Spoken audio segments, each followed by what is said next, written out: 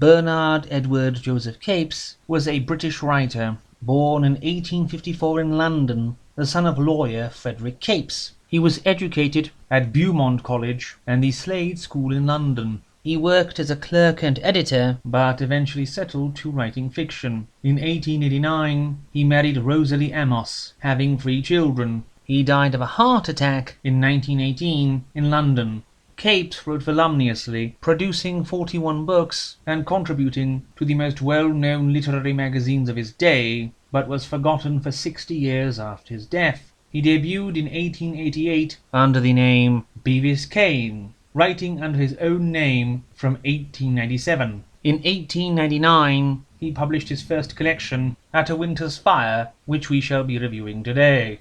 In The Moonstricken, the narrator finds himself overtaken by dusk while travelling through the Bernese Oberland in Switzerland. He eventually is taken in at the house of Madame Barbier. The only other occupant of the house is her son, Camille Barbier, the Moonstricken, referred to by the narrator as an idiot due to his conduct. At the end, Camille comes to himself sufficiently to show the narrator the reason he had gone mad in the first place. Having found a naturally formed looking-glass, he used it to examine the surface of the moon and says he saw hell itself, and now asks the narrator to follow so he can show it to him too.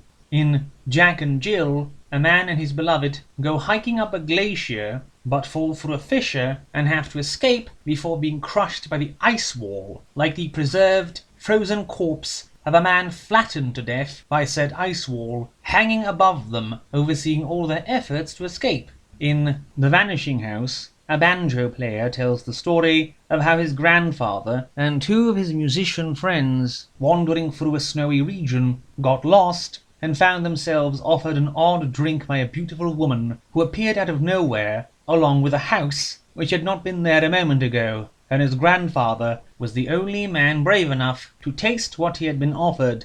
Dark Dignam has an old confused man muttering about the time the church fell into the sea as a result of the erosion gnawing at the shore, unearthing and disposing of countless graves, telling the story of famous smuggler Dark Dignam, who swore to get even with the incorruptible Exciseman Jones. Sent to Dunbar, a notorious nest of smugglers, Dignam ends up roasting Jones alive, but Jones has to have his revenge still, 20 years later, when the graves as well as the church begin to fall into the sea. In William Tyrwhitt's copy, William Tyrwhitt goes for some rest and relaxation to the village of King's Cobb, but some time later he and his friend enter an old building, whose interior they find built as a replica of an old West Indiaman ship, done so for its owner, Captain Iron, who wishes to live in his past continuously. When visiting him again at a later point, William Tyrwhitt finds the owner drunk, and the room no longer being a replica of a ship, but a real ship out on the ocean, somehow.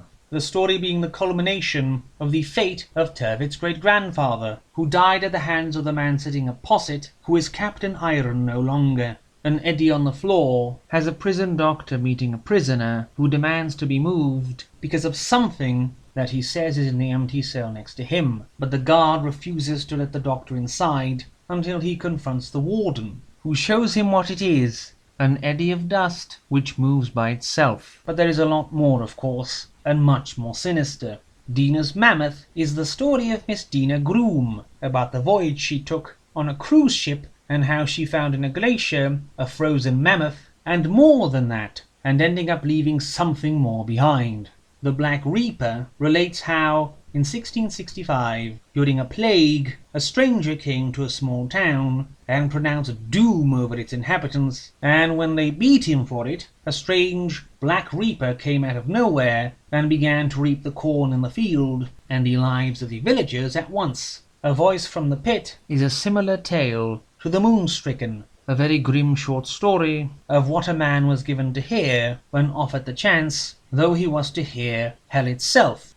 A unique, fascinating collection of grim, gothic stories. It is highly recommended.